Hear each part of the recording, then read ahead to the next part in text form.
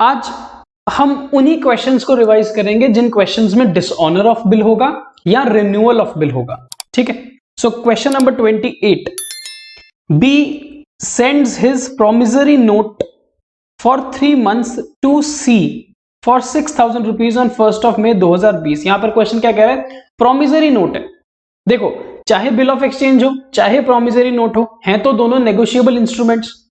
हम जब भी क्वेश्चन प्रोमिसरी नोट का होगा या बिल्स ऑफ एक्सचेंज का होगा, हम BRBP ही यूज करेंगे एंट्रीज के अंदर।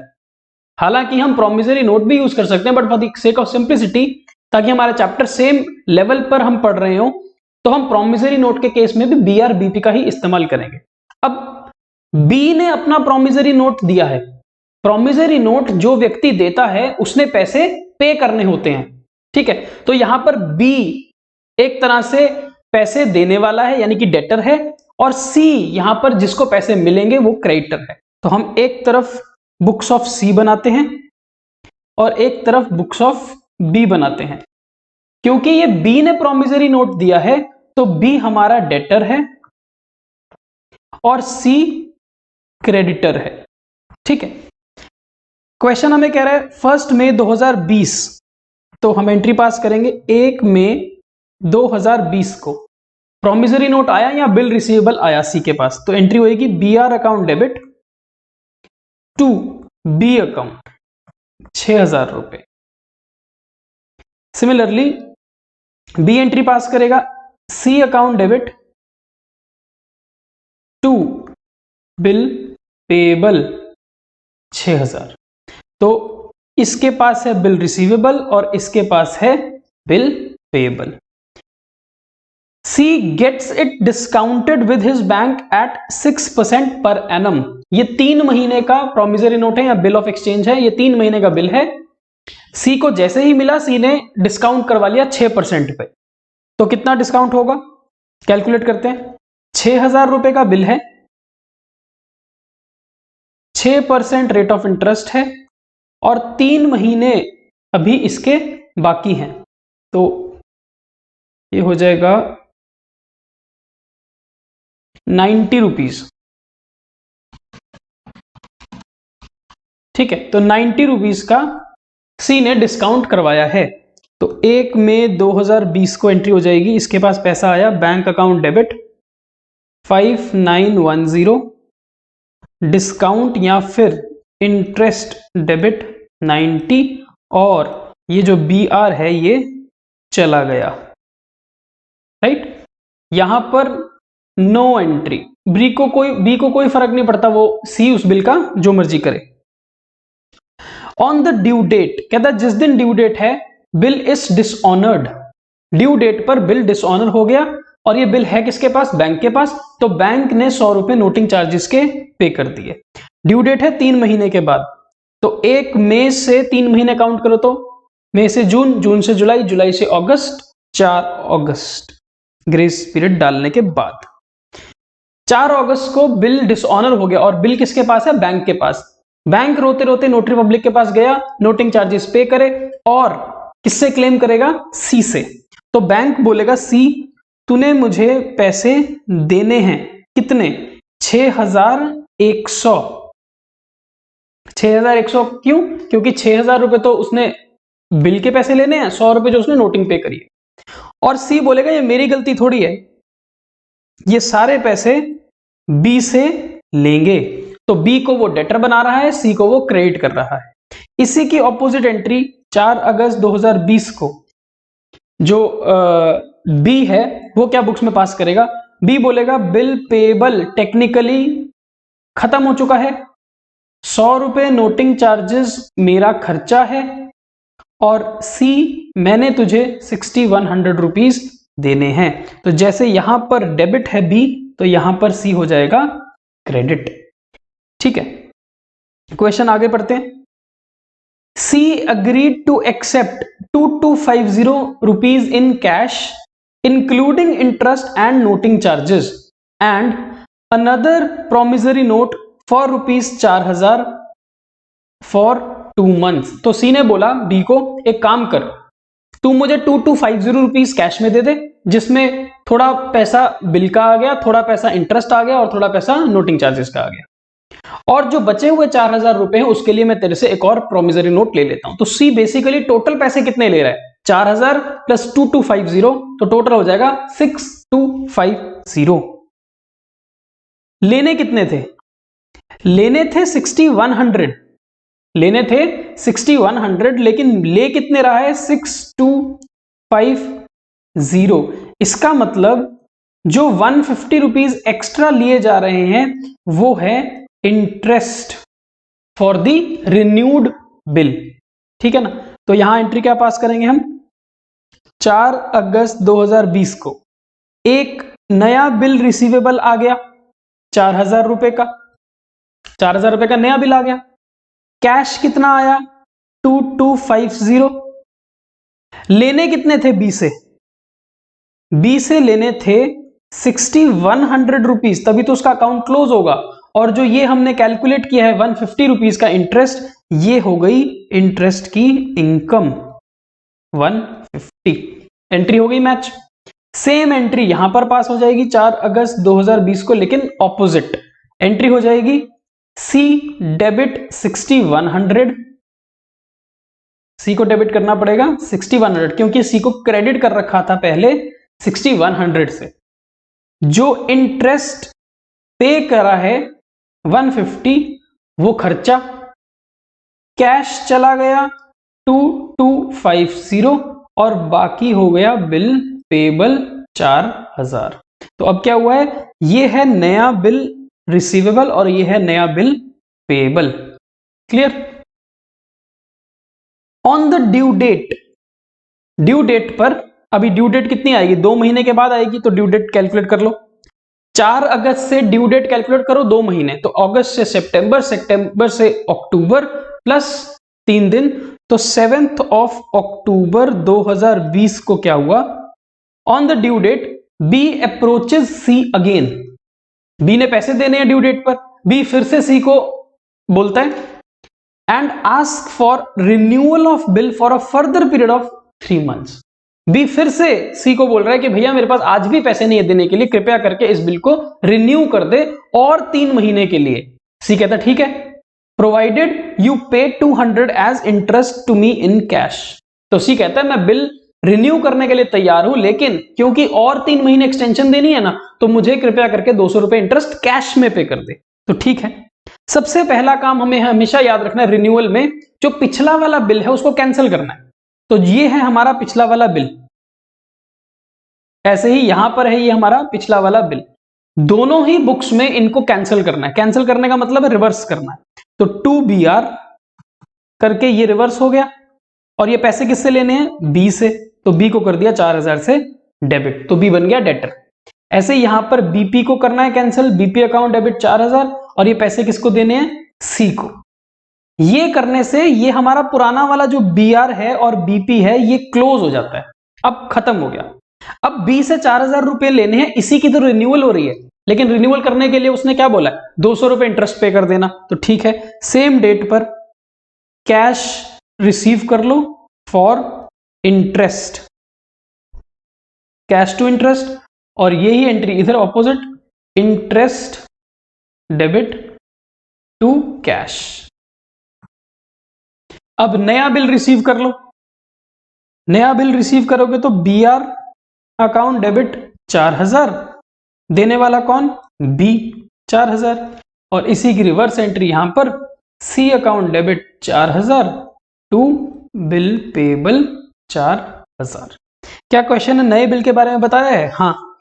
The last bill is met on maturity, ये 3 महीने का बिल था, मेच्योरिटी पर पे हो रहा है, तो 7 अक्टूबर से आगे चलो 3 महीने, अक्टूबर से नवंबर 1, नवंबर से दिसंबर 2, दिसंबर से जैन 3, तो 10 जनवरी 2021 को ये बिल हो गया मैच्योर और पे, तो कैश आ गया 4000 और ये बिल कर दो बंद, 2BR 4000। ठीक है,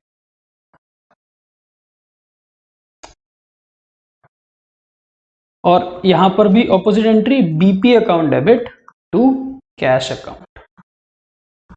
लो जी, तो ये है हमारा एक क्वेश्चन जिसमें पहले बिल डिस्काउंट हुआ, डिसऑनर हुआ, फिर रिन्यू हुआ, फिर रिन्यूअल के लिए एक फर्दर रिन्यूअल हुई, और जो तीसरा वाला बिल था, लास्ट बिल, वो मैच्योर होके पे हुआ है। ठीक है, सो आपको डिसऑनर और रिन्यूअल प्रॉपरली समझ आता है। एक बहुत अच्छा क्वेश्चन है हमारे पास, क्वेश्चन नंबर 29, जो और थोड़ा हमारे को ये पूरे पॉइंट्स को क्लियर करेगा। सो क्वेश्चन नंबर 29 में बोलता है, on 1 January 2020 Vibha sold goods to Sudha for 18,000। तो एक तरफ है विभा और एक तरफ है सुधा। सो हमने यहां लिख दिया विभा और यहां हो गया सुधा। विभा ने 18,000 की सेल करी है ना, तो हमारे पास एंट्री आ जाएगी Sudha account debit to sales account, और यहां एंट्री आ जाएगी purchases account debit to Vibha account. Sale purchase हुई थी 1 जनवरी को, तो 1/1/2020 को, and drew upon the latter a bill of exchange for the same amount payable after 2 months। और विभा ने एक बिल बनाया सुधा पे 2 महीने का, और सुधा ने एक्सेप्ट करके विभा को वापस कर दिया। तो हम एंट्री पास करेंगे 1 जनवरी को ही बिल आ गया, बीआर अकाउंट डेबिट, और दिया है सुधा ने। यहां पर हो जाएगा विभा अकाउंट डेबिट और चला गया बिल पेबल। ये एंट्रीज आपको बहुत इजीली आती है, तो बार बार इसको समझाने की जरूरत नहीं है। तो यहां पर है बीआर, यहां पर है बीपी। आगे चलते हैं। Vibha endorsed the bill immediately in favour of her creditor Geeta. Vibha ने गीता के पैसे देने थे और फटाफट से उसने क्या किया, उसने गीता को बिल एंडोर्स कर दिया।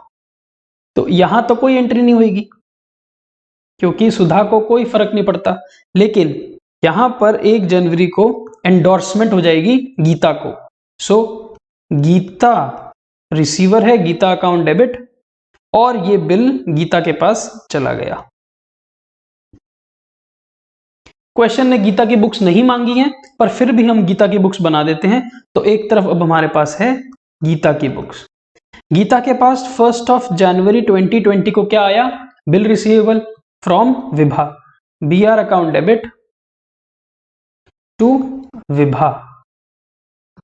ठीक है, तो बिल किसके पास है, गीता के पास।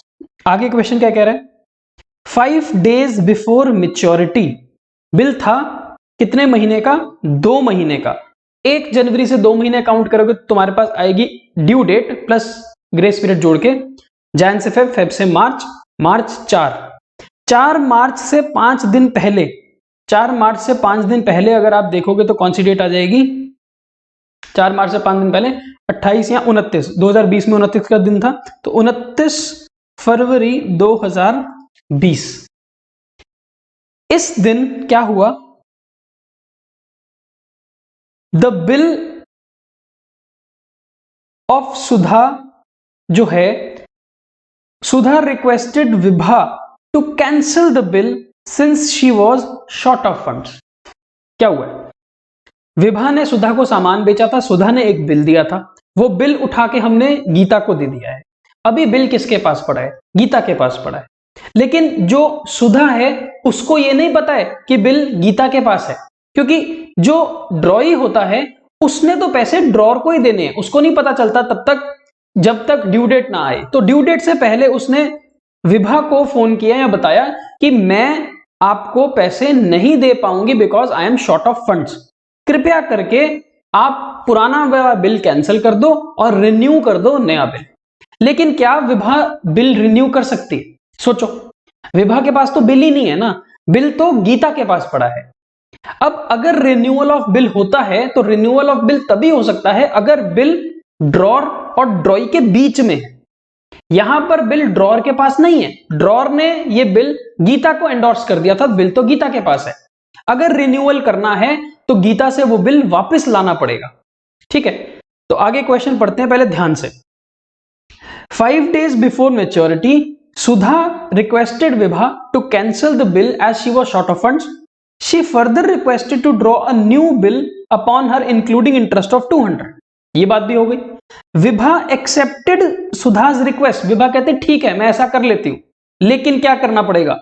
Vibha took the bill from Geeta by making the payment to her in cash and cancelled the same. जब आपके पास बिल ही नहीं है, आप रिन्यूअल ऑफ बिल कर नहीं सकते हो, तो सबसे पहले गीता से वो बिल वापस लाना पड़ेगा। गीता बिल क्यों देगी वापस? जब तक उसके पैसे नहीं दोगे, तो गीता को पहले आप पैसे दो, उससे बिल रिसीव करो। तो हमारे को क्या करना पड़ेगा?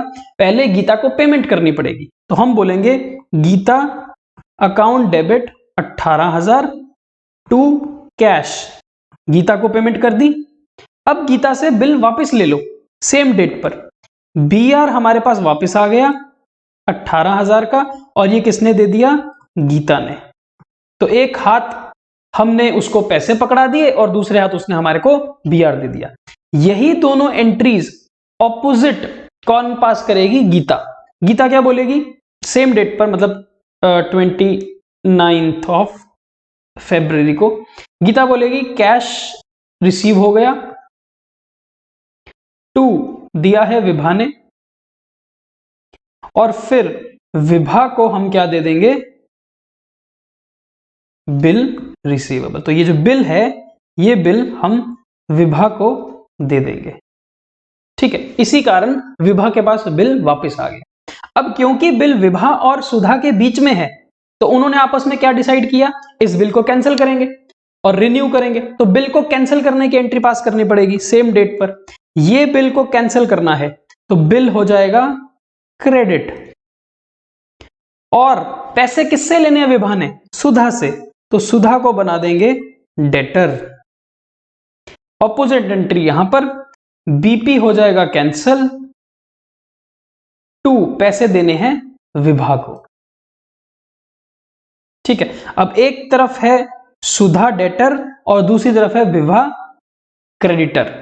अब क्वेश्चन ने हमें क्या बोला था कि ये सारी बात एग्री हो गई है, प्रोवाइडेड जो नया बिल बनाया जाएगा उसमें इंटरेस्ट लगेगा 200 रुपए का।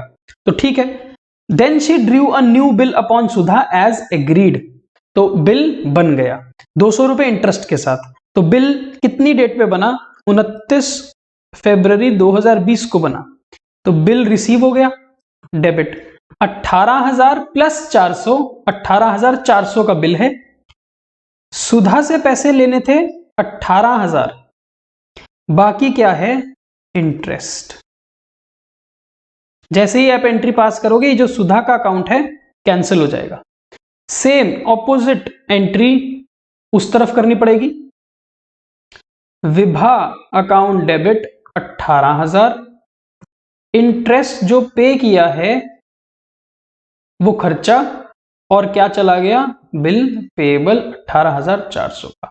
जैसे आप ये एंट्री वहां पास करोगे, ये विभा अकाउंट भी क्लोज हो जाएगा। अब ये है नया बीआर और यहां पर पड़ा है नया बीपी। ये जो बिल है ये कितने महीने का बिल था? क्वेश्चन बता रहा है ये बिल है 1 महीने का। The new bill was payable after 1 month and the new bill was met by Sudha on maturity। 1 महीने के बाद सुधा उसकी पेमेंट कर रही है। तो ठीक है, 1 महीने के बाद डेट क्या आएगी? 29 फरवरी से 29 मार्च प्लस 3 दिन, तो 1 अप्रैल 2020 पैसा रिसीव हो जाएगा। कैश अकाउंट डेबिट 18,400 और ये बिल चला जाएगा टू बीआर 18,400, खत्म। सेम एंट्री यहां पर opposite, BP account debit 18,400 to cash account. लो जी, ये बिल हो गया कैंसिल एंड हमारा क्वेश्चन हो गया खत्म। ठीक है, और इस लेवल तक, यहां तक आते आते हमने हर प्रकार के क्वेश्चन कर लिए, चाहे 4 options available with the drawer हो, discounting, endorsement, retention till maturity या सेंडिंग बिल फॉर कलेक्शन। फिर चाहे ड्रॉ ई पेमेंट करे, ऑनरिंग ऑफ द बिल, चाहे डिसऑनर हो जाए, इन सभी केसेस में हमने वो कर लिया। फिर retiring the bill before the maturity at a rebate, वो कर लिया। देन रिन्यूअल ऑफ बिल, हमने वो भी केसेस खत्म कर लिए।